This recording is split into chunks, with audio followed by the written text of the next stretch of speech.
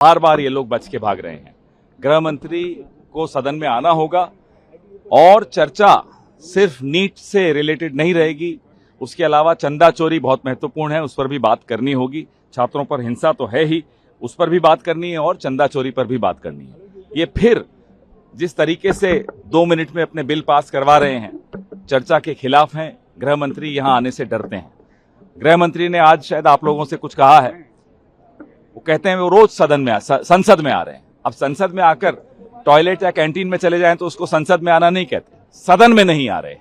सदन में आइए, अंतर उनको तो मालूम होगा, हमसे ज्यादा लंबा एक्सपीरियंस है उनका। संसद और सदन में बहुत फर्क होता है।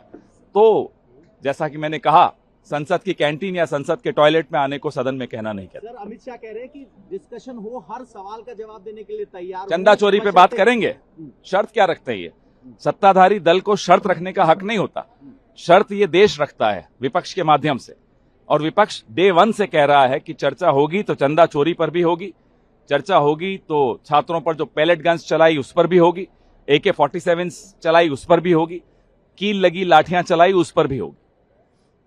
तो जो उन्होंने कहा कि अपोजिशन लिखकर दे लोकसभा स्पीकर के पास, तो क्या लिखकर दे लोकसभा स्पीकर? वही बोलो, उनको कहो कि डिक्टेट भी कर दें। फिर डिक्टेटर बनने का बड़ा शौक है, उनको कहिए डिक्टेट भी वही कर दें, क्या लिखना है। अरे स्पष्ट तौर पे ऑपोजिशन डे 1 से कह रही है, चंदा चोरी पर, नौजवानों पर हिंसा हुई है उस पर, पेपर लीक पर, आत्महत्याएं जो छात्रों की हुई हैं उस पर, पैलेट गन्स पर, AK-47 पर, सब पे चर्चा होगी। क्यों डर रहे हैं? और अब जब 17-18 दिन गुजर गए, अब आ रहे हैं मीडिया के सामने। कभी देखा आपने पहले कभी गृह मंत्री को इतना डरा हुआ? गृह मंत्री तो ये कह रहे हैं कि जनता तय करेगी कौन भाग गया, हम डिस्कशन के लिए। जनता तो देख रही है कौन है भगोड़ा। उन्हें बड़ी डर लगता है, ये शब्द से नफरत है ना उन्हें कि वो भगोड़ा है। भगोड़े तो हैं, सदन में क्यों नहीं आते? क्यों एतराज है? एतराज क्या होता है? देश को एतराज है उनकी लापता होने से। लापता न हो, हम ये इस्तेमाल नहीं करेंगे शब्द। पहले तो वो लापता हुए, प्रधानमंत्री लापता हुए।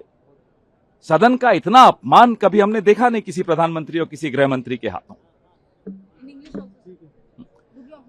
For the last several days, more than 2 weeks, opposition, the united opposition has been demanding that the Home Minister comes to the House, makes a statement on the violence that took place in Jantar Mantar and elsewhere in the country, in Siwan and elsewhere.